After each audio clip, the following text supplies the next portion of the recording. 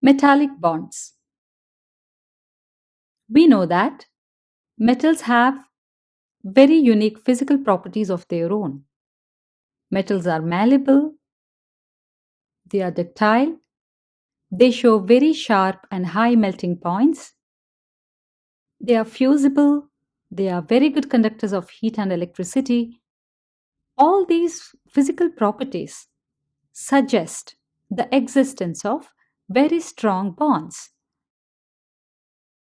They give us a clue that there could be very strong bonds between the atoms in metals.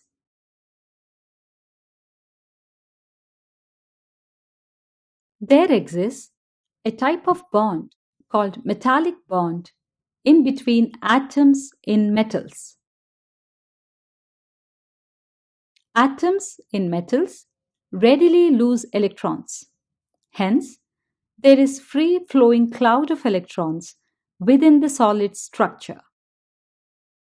Atoms in metals readily lose electrons. Hence, there is free flowing cloud of electrons within the solid structure. Metallic bonds are formed by the electrostatic force between atoms and the electronic cloud. Now, why do metals lose electrons?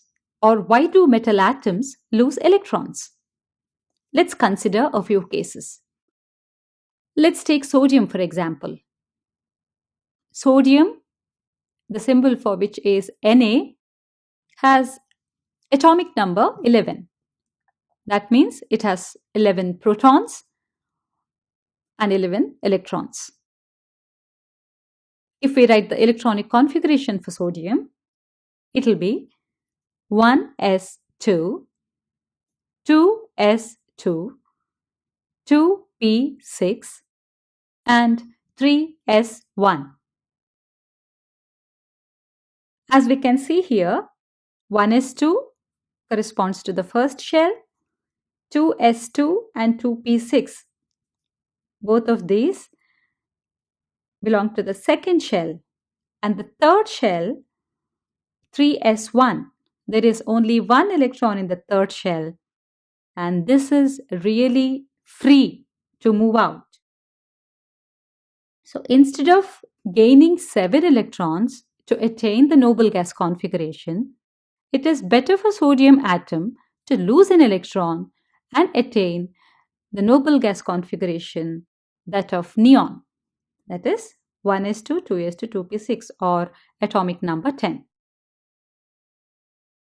Let's take the case of one more metal, that is aluminium. The atomic number of aluminium is 13, so it has 13 electrons. If we write the electronic configuration, it's going to be 1s2, 2s2, 2p6, so 2, 2, 6, 10, then 3s2 and 3p1. Here too, we can see that 1s2, 2s2, 2p6. This is the stable electronic configuration of neon, noble gas neon. And 3s2, 3p1, there are 2 plus 1, 3 electrons in the outermost shell in the orbits s and p. So 2 plus 1, 3 electrons in the outermost shell, which is ready to be given out or lost. So aluminium readily loses 3 electrons. Here sodium has tendency to lose an electron, and here aluminium has tendency to easily lose 3 electrons. This is the reason why we say metals are highly electropositive. What is the meaning of electropositive, or what is electropositivity? The ability to lose electron or donate electrons is called electropositivity. So all metals are highly electropositive. This is the reason why in metals there is an arrangement of positively charged metal atoms, or we say metal cations, in a sea of negatively charged electrons. And these electrons are delocalized.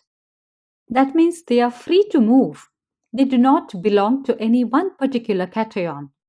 Yet, there is a very strong electrostatic force of attraction between the cation and the electrons. This explains the existence of very strong metallic bonds. And this accounts for the very fascinating fact about metals, that is, they are very strong, most of them are hard, solid at the same time.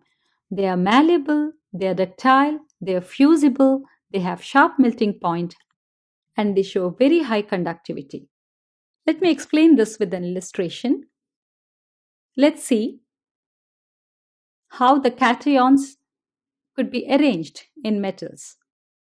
So if we put the cations one by one, this is how the cations are arranged. 5,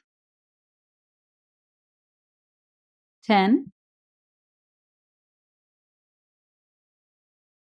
15. Okay, so if this is an arrangement of cations in metals, how could the electrons be situated? This is how the electrons will be situated around the cations, depending on the number of electrons in the outermost orbit or the valence electrons. The electrons will be distributed around the cations. The interesting thing about these electrons is that they are delocalized. They are free to move. And this is how we see the cations or the metal cations embedded or situated in a sea of negatively charged electrons or a cloud of electrons or electron cloud. And these electrons are freely movable.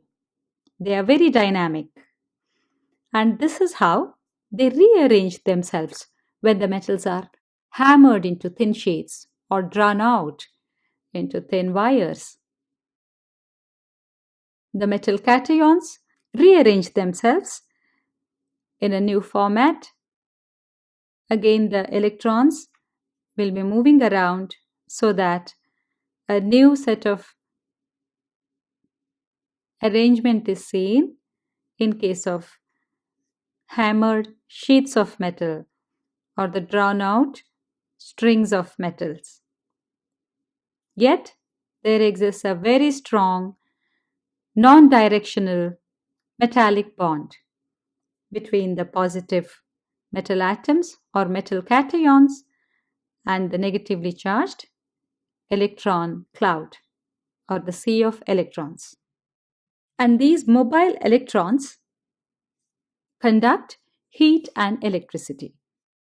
So the existence of delocalized, freely moving mobile electrons accounts for the thermal and electrical conductivity in most of the metals. So this explains an array of metal cations in a sea of delocalized electrons. To sum it up, let's summarize. Summary.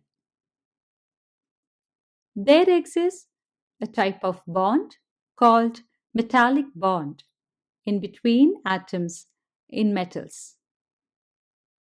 Atoms in metals readily lose electrons. Hence, there is free flowing cloud of electrons within the solid structure. Metallic bonds are formed by the electrostatic force between atoms and electronic cloud. Bonding is strong and non-directional.